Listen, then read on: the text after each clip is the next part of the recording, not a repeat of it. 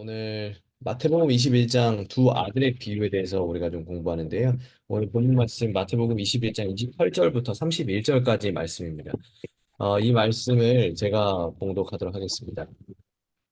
그러나 너희 생각에는 어떠하냐? 어떤 사람에게 두 아들이 있는데 맏 아들에게 가서 이르되 오늘 포도원에 가서 일하라 하니 대답하여 이르되 아버지 가겠나이다 하더니 가지 아니하고 둘째 아들에게 가서 또 그와 같이 말하니 대답하여 이르되 실소이다 하였다가 그 후에 뉘우치고 갔으니 그 둘 중에 누가 아버지의 뜻대로 두- 하였느냐 이르되 둘째 아들이니이다. 예수께서 그들에게 이르시되 내가 진실로 너희에게 이르노니 세리들과 창녀들이 너희보다 먼저 하나님 나라에 들어가리라. 오늘은 마태복음 21장 그리고 실물교훈 22장에 나오는 이야기입니다. 이 실물교훈 22장의 제목에는 이제 말과 행함이라는 제목이고요. 우리 이 말씀은 흔히 두 아들의 비유로 알려진 그런 말씀인데요. 오늘의 이 비유는 예수님께서 돌아가시기 전에 마지막으로 예루살렘으로 방문하셨을 때 그 방문하셨 그 과정 속에 이제 성전에 가셔서 이 사람들을 이제 가르치고 하시는 그 상황 속에서 이제 그 말씀이 이제 말씀을 드신 것입니다. 어, 그 이야기가 이제 23절부터 27절까지가 그 이 비유의 배경이 되는 말씀인데요. 예수님께서 성전에서 말씀드린 어떤 것처럼 백성들을 가르치고 계셨을 때 이 제사장들하고 유대인들이 와서 이제 예수님께 흔히 말하는 시비를 겁니다. 공격하려고요. 이렇게 뭐라고 하냐면, 우리 여기 화면에 나오는 23절 말씀처럼, 당신이 무슨 권위로 이런 일을 하느냐, 또 누가 권위를 주었느냐, 이렇게 말씀을 하셨어요. 이게 예수님께서 이전에 무슨 일을 하셨냐면, 우리가 잘 아는 이 성전 정결, 이 성전에 올라가셨는데, 그 옆에 많은 사람들이 하나님께 드려질 그 제물들을 매매하고 있었죠. 그래서 그 성전이 더럽혀지는 상황이었습니다. 그래서 예수님께서 정말 거룩한 분노를 내셔서 그 성전을 정결하게 하셨던 그 일이 있었던 것입니다. 그 일이 있고 나서 이 제사장들과 이스라엘 장로들이 깜짝 놀랐어요. 아니, 저 사람 어떻게 저렇게 저런 일을 할 수 있었을까? 그러면서 이제 가서 묻는 것입니다. 당신이 도대체 어떠한 권위를 가지고 누구에게 권위를 받아서 그런 일을 했느냐? 그리고 오늘 누구에게 권위를 받아서 이렇게 말씀을 가르치고 있느냐라고 물으시는 거예요. 그래서 24절에 이런 질문을 받고 24절에 예수님은 오히려 되물으시면서 이렇게 말씀하셨어요. 그렇다면 요한의 침례는 하늘에서부터 온 것이냐 아니면 사람들에게부터 온 것이냐? 이게 어떤 랍비들의 하나의 그 대화의 방식, 토론의 방식인데요. 무엇이냐면 질문을 받았을 때 오히려 다른 질문을 가지고 그 답을 이제 주는 것입니다. 그 예수님께서 제사장들이 당신은 누구에게 권위를 받아서 그런 일을 했습니까? 물으니까 어, 이 예수님께서 그렇다면 요한은 누구에게 권위를 받아서 침례를 베풀었느냐? 너희는 어떻게 생각하느냐?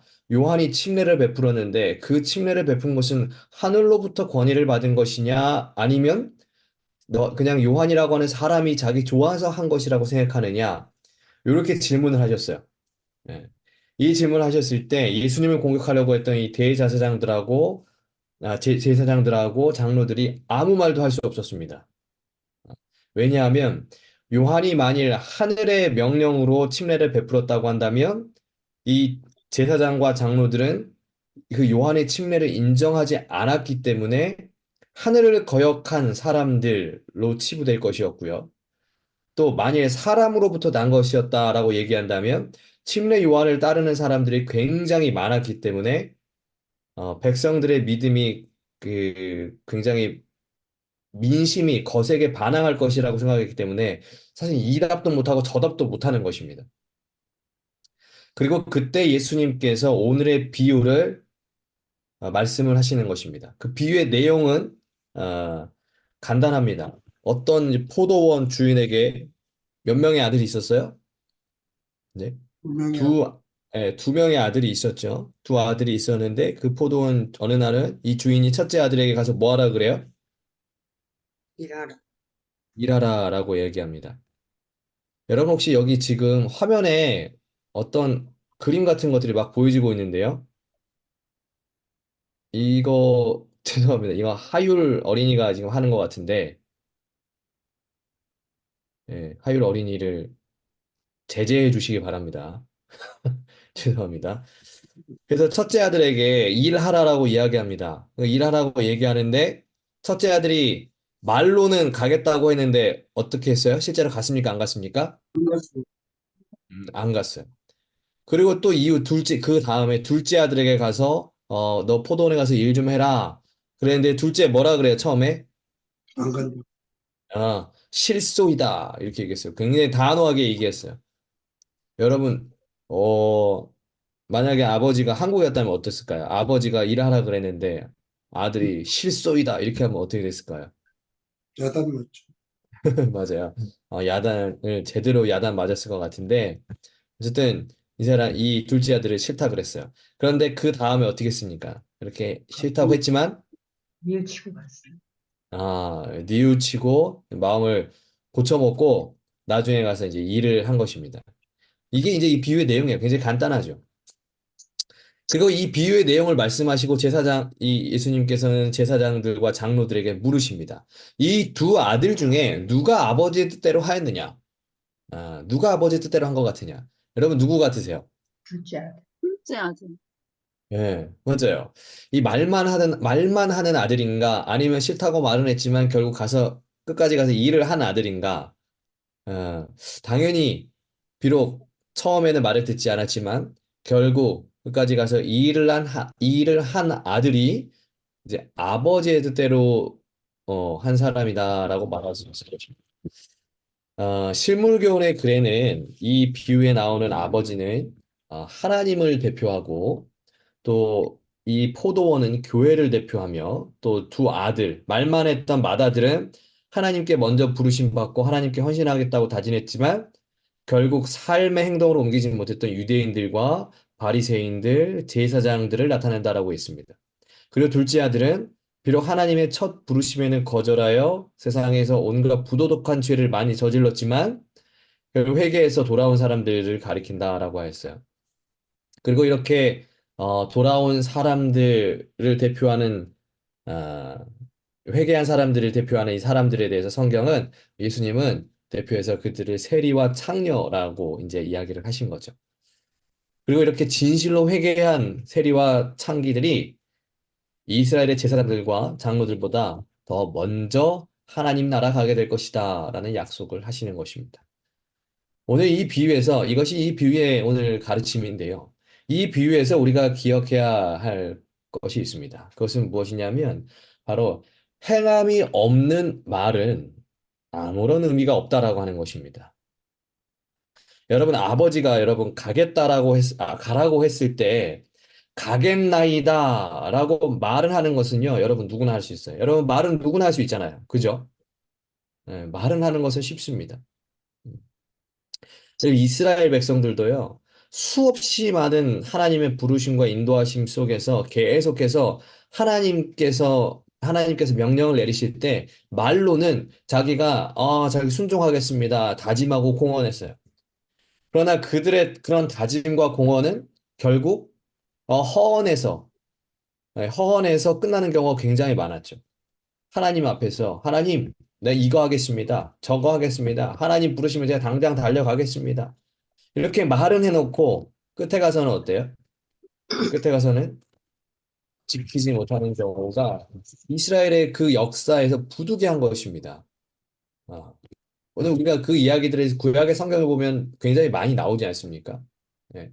한 예로 우리가 이 사사의 이야기들 언제 그 지난번에 봤는데요. 많이 봤는데 그 이야기들 보시면 어떻습니까? 이스라엘이 어려움에 처했을 때 이스라엘 백성들이 뭐 했어요? 하나님께 기도했어요. 하나님 저 말씀 잘 듣겠습니다. 한 번만 도와주세요. 한 번만 도와주세요. 그런데 그렇게 기도한 다음에 어떻게 했어요? 하나님이 도와주신 다음에 다시 돌아가는 것입니다. 하나님 저 순종하겠습니다라고 그렇게 기도하면서 막 울면서 울부짖으면서 하나님께 매달렸던 사람들이요? 어떻게 된 거예요? 하나님께서 진짜 도와주시니까 다시 그냥 마치 뭐라 그럴까요? 몰랐던, 다 잊어버리고, 근데 아무 일 없었던 것처럼 다시 그 악을 행하는 그러한, 그러한 일들이 계속해서 이스라엘 역사에서 반복된 것을 우리는 너무나 잘 알고 있습니다. 신문교원에 보면은 그래서 이렇게 얘기를 하는 거예요. 저희는 순종한다고 말하면서도 하나님께 순종하기를 거절하였다. 여기서는 이스라엘 백성들이에요. 이스라엘 백성들이 순종한다고 말하면서도 하나님께 순종하기를 결국 계속 거절하는 거예요. 그리고 그들은 이스라엘 백성들은 진리를 가르친다고 공언했지만 진리를 뭐 하는 자들이 되지 못했다 그랬어요. 보니까 예. 실천하는 자들이 되지 못했다. 이 첫째 아들하고 똑같은 거예요. 첫 번째 아들은.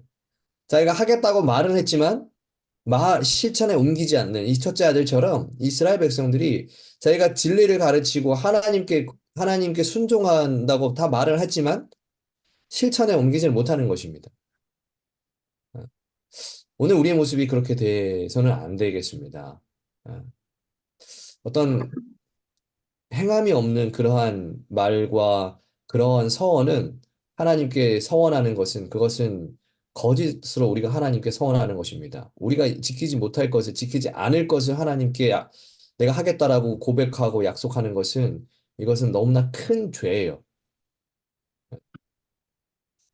그러므로 오늘 우리가 하나님께 약속한 것들이 있다면 그것이 내 삶에 반드시 실천에 옮겨지는 그러한 삶 살게 되기를 간절히 기도합니다.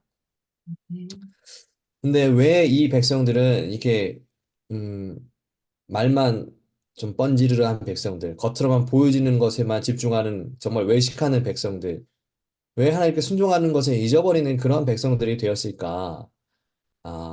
이제 생각해 보게 되는데요. 이 백성들이 정말 누구보다 하나님 말씀을 많이 듣고 또 하나님의 살아계심을 많이 경험하고 체험했던 백성들이잖아요. 이 세상엔 어떤 민족들보다요. 그런데 왜 그들은 이렇게 순종 못했을까? 이게 이제 우리 고민인 것입니다. 왜냐하면 우리도 하나님께 정말 많은 빛을 받았습니다. 진리를 가지고 있어요. 우리가 이제 세상에 이야기할 때 뭐라고 합니까? 우리 재림교회를 뭐라고 그래요? 진리를 가진 백성이다라고 얘기하잖아요. 그 이 진리가 분명 성경과 우리 증언의 말씀에서 기록된 정말 살아있는 하나님의 말씀을 우리 다 믿고 고백합니다. 우리는 어쩌면 이 세상의 사람들보다 가장 큰 빛을 받은 사람들일 수도 있어요. 진리를 가진 사람들이기 때문에. 그런데 그러면 그러한 큰 빛을 받았으면 뭐 더 큰 겁니까? 우리가 많은 은혜를 받았으면 그것에 대한 책임도 큰 것입니다. 하나님께서 우리에게 많은 말씀의 진리들 빛을 주셨으면 그것을 그 말씀의 빛을 우리가 순종해야 하는 의무도 우리가 사실은 더 큰 것입니다. 예. 우리가 많이 받았다고 해서 막 다 좋아할 게 아니고 우리가 그 말씀의 빛을 잘 순종해야 되는데 순종하지 못할 때가 있지 않습니까? 순종하지 못할 때가 있어요. 이스라엘 백성들은 왜 그 순종의 삶을 실패하게 되었을까? 실무교훈에 이렇게 이어서 이야기를 합니다. 음, 요 화면에는 지금 사라졌는데 제가 읽겠습니다. 우리 성도님들 잘 들어주시면 감사하겠습니다. 이와 같이 바리새인들도 저희 성결함을 자랑했으나 시험을 받았을 때에 부족함이 드러났다. 율법을 준행하는 것이 저희에게 유익이 될 경우에는 그 율법의 요구 조항들을 매우 엄격하게 만들었으나 그것이 그들에게 순종을 요구할 때에는 간교한 궤변을 써서 하나님의 계명의 효력을 상실시키는 논리를 전개했다라고 그랬어요.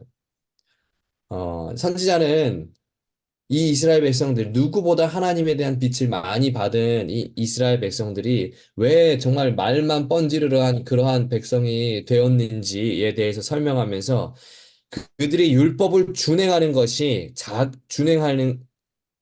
준행할 때, 율법을 자신의 삶에 적용시킬 때, 자기에게 유익이 되는 율법들이 있지 않겠습니까? 자기의 어떤 삶에 도움이 되는 율법들, 그러한 율법들은 매우 잘 지켰어요. 엄격하게 잘 지켰다 그랬어요. 그런데 그들에게 순종이 요구될 때, 즉 하나님의 말씀을 지키는 것에 어떤 희생이 요구될 때, 내 삶에 어떤 것들이 포기해야 될 때, 어떤 극기가 필요할 때, 극한 것을 이겨내야 할 때, 그때는 궤변을 써서 지키지 않았다라고 얘기하는 거예요. 어, 다시 말씀드리면, 지키기 편한 거, 손해 안 보는 거, 내 욕심 채워지고 만족을 얻을 수 있을 것 같은 거, 그런 것들만 지켰다는 거예요. 자기들이 생각해가지고, 계산해가지고, 아, 내가 요거를 하면은, 이거 내가 좀, 내 삶에 좀 도움이 될 것 같아. 내가 이거를 하면은, 이 말씀을 보고, 내가 이렇게 하면, 우리가 이렇게 하면, 하나님께서 이런 어떤 이 재물의 축복 주시고 뭐 주신다고 했으니까, 이거는 잘 지켜야 되겠다. 그런데 그 반대로, 하나님께서 너의 어떤 것을 드려라, 혹은 너의 삶의 어느 부분 희생해라, 포기해라. 지금 내 손 안에 있는 어떤 것들, 내가 가지고 있는 내 창고에 있는 또 내 품 안에 있는 어떤 것들을 조금씩 조금 그것들이 이제 희생해야 되고 포기해야 하는 그러한 말씀이 주어지고 명령이 내려졌을 때는 그것을 지키지 않았다라고 하는 것입니다. 이걸 좀 더 직설적으로 말씀드리면 하나님 말씀과 하나님의 명령을 내 유익과 내 욕심에 채우는데 사용했다라고 하는 것이죠. 하나님의 말씀대로 살면 하늘을 얻고 영생을 얻고 구원을 얻게 될 것을 바라면서 말씀을 지키는 게 아니고요. 이스라엘 백성들이 말씀대로 살면 우리의 나라가 부국강병해지고 다른 사람 위에서 떵떵거리며 살 수 있고 또 내 자식들이 세상에서 기죽지 않고 살 수 있고 내가 지은 창고에 재물 가득 넣을 수 있을 것을 기대하며 말씀을 지켰다는 거예요. 그래서 하나님께서 어떤 말씀하실 때 그 말씀이 내 개인의 삶에 유익이 될 것 같은 것들, 지키기 어렵지 않은 것들, 편한 것들만 지키려고 했다라고 하는 것입니다. 하나님은 이처럼 자기의 입맛대로 말씀을 지키는 것, 이것을 하나님께서는 순종이라고 부르지 않으셨어요. 하나님은 우리에게 여러분 부분적인 순종을 요구하지 않습니다. 그런데 이 백성들은 자기의 상황과 환경에 따라 자기의 편한 것들, 유익이 되는 것들만 말씀을 지켰기 때문에 이 순종이라고 하는 것을 이루지 못한 거예요. 순종이라고 하는 것은 여러분 부분을 얘기하는 게 아닙니다. 하나님은요, 이처럼 오늘 우리에게 교회에서만 순종하기를 바라지 않으셔요. 우리에게 안식일에만 순종하는 것을 바라지 않으십니다. 또한 하나님께서는 우리의 기분이 좋을 때만 순종하기를 바라지도 아니시고 우리에게 유익이 되는 것들만 골라서 지키는 그런 어떤 계산적이고 어쩌면 편협한 그러한 순종을 하나님께서 우리에게 바라지 않으신다라고 하는 것입니다. 왜냐하면 여러분 그것은 순종이 아니기 때문에 그러한 거예요. 여러분 순종은 우리가 고르는 것이 아닙니다, 여러분. 예. 우리가 무슨 아이스크림 고르고 마트에서 장 보듯이 그렇게 고를 수 있는 게 아니에요, 순종은.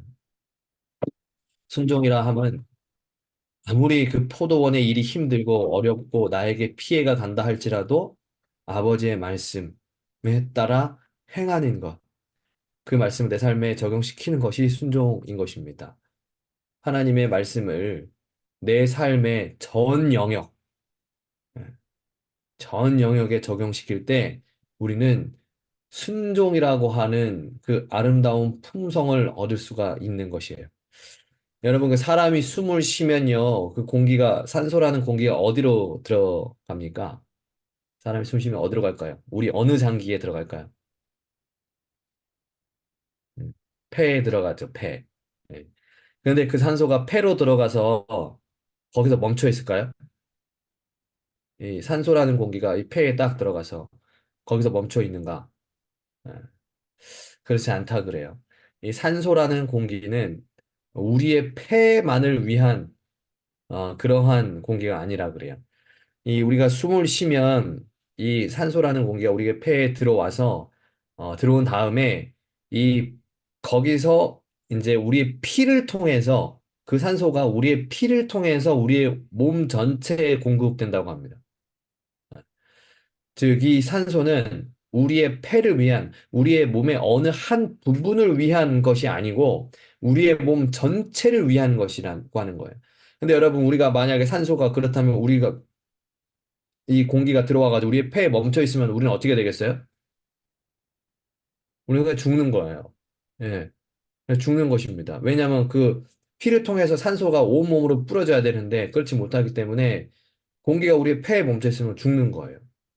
하나님의 말씀도 이게 동일하는 것입니다, 여러분.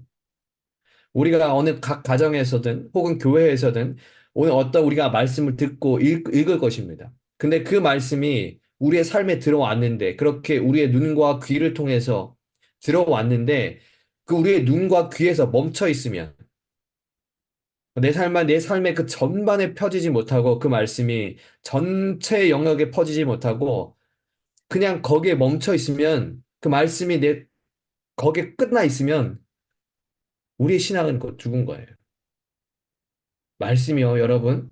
우리의 눈에서, 우리의 귀에서 들어오는 곳, 거기서 멈춰 있으면 우리의 신앙은 여러분, 사실 죽은 신앙과 같은 것입니다.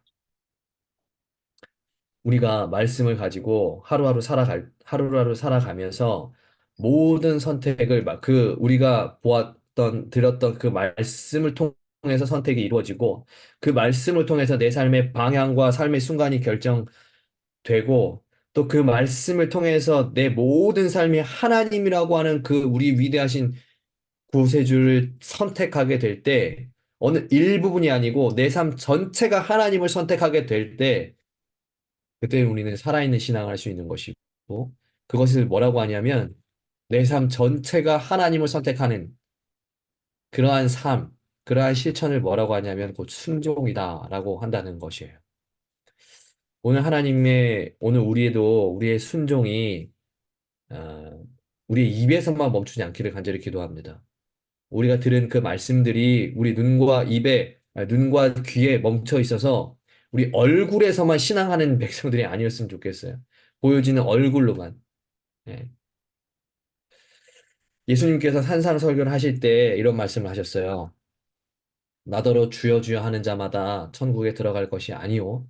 다만 하늘에 계신 내 아버지 뜻대로 뭐 하는 자가 들어간다고 했습니까? 예. 행하는 자예요, 여러분. 예. 어, 그 순종이라고 하는 그 품상의 열매가 내 입에서 멈춰져 있는 사람이 아니고 행하는 자, 내 삶에 행하는 자가 천국에 들어갈 것이다. 라고 예수님께서 분명하게 이야기하셨습니다. 내 삶의 모든 것이 하나님과 관계되어 있는 그런 삶의 순종을 하는 사람이 천국에 분명히 가게 될 것입니다.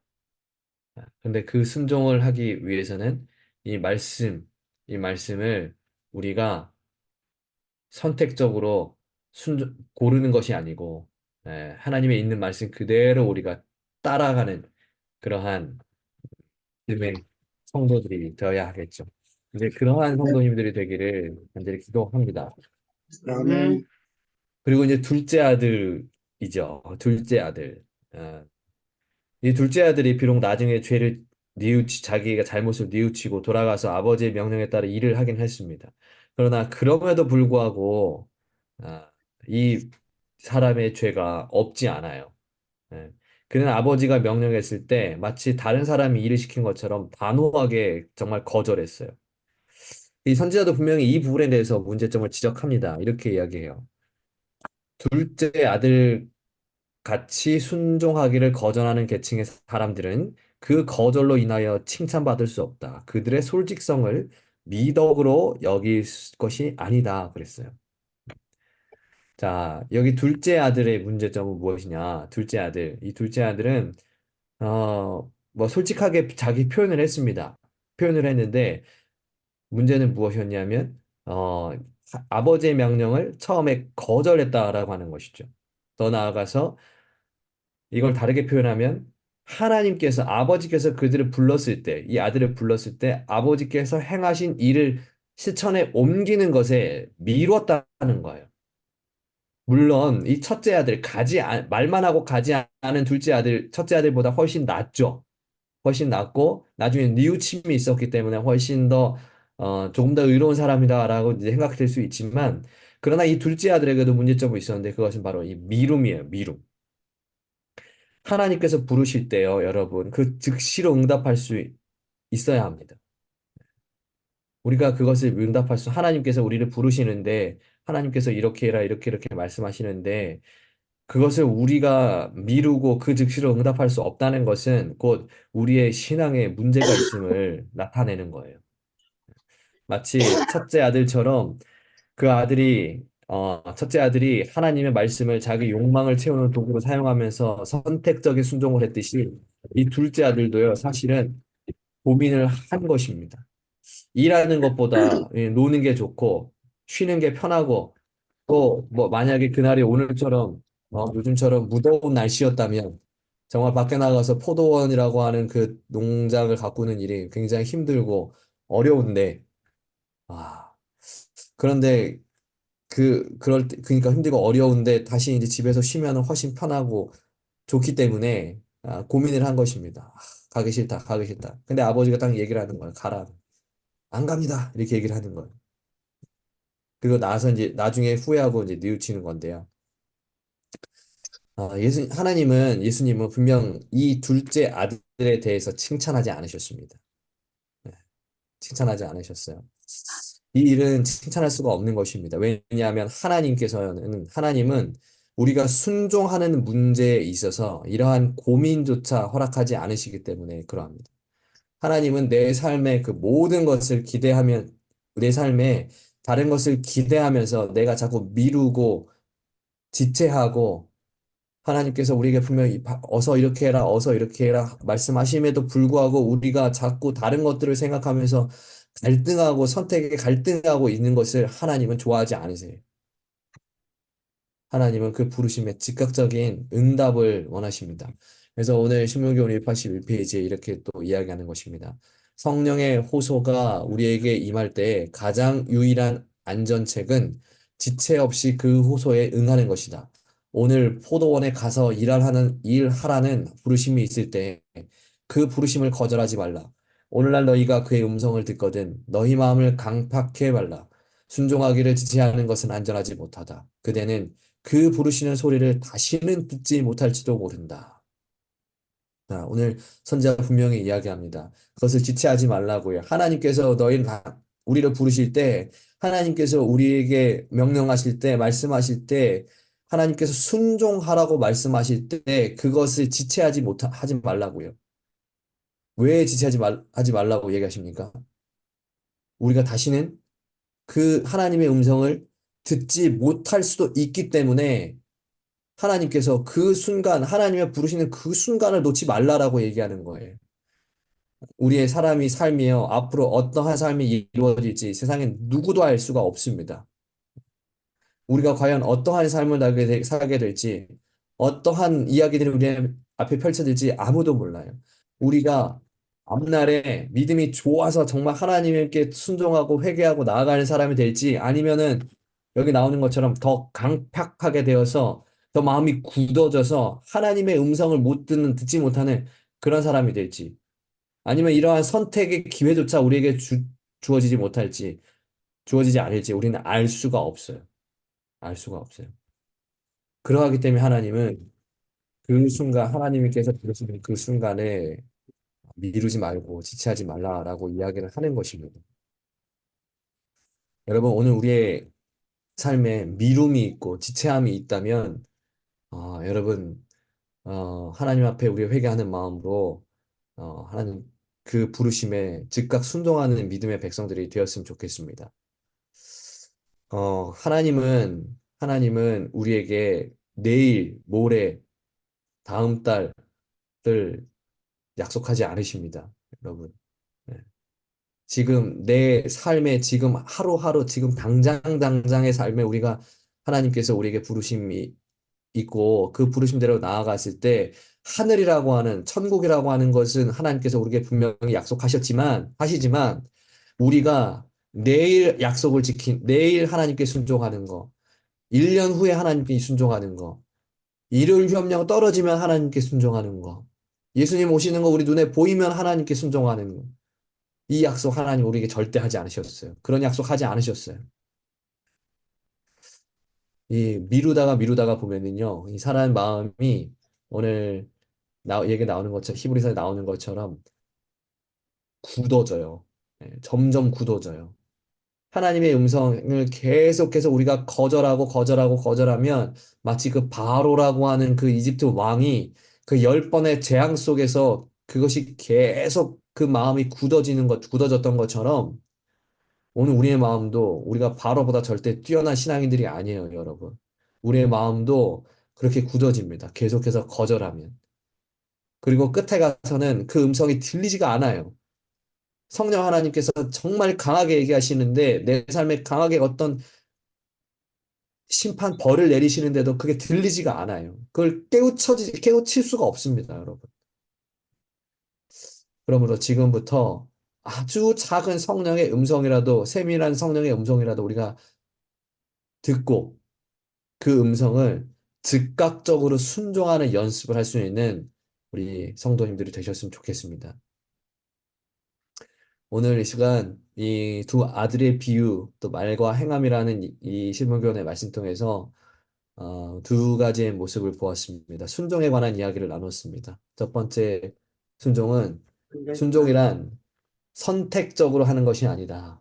선택적인 순종은 순종이 아님을 우리가 배웠습니다. 그리고 두 번째는 참된 순종은 미움이 있어서는 안 된다.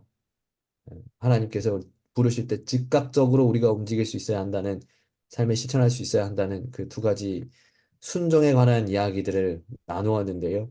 오늘 이 말씀이 오늘 우리 삶에 잘 가슴에 기록되고 또 마음에 기억되어서 여러분들 하나님께 순종하는 믿음의 성도님들 되시기를 간절히 기도합니다.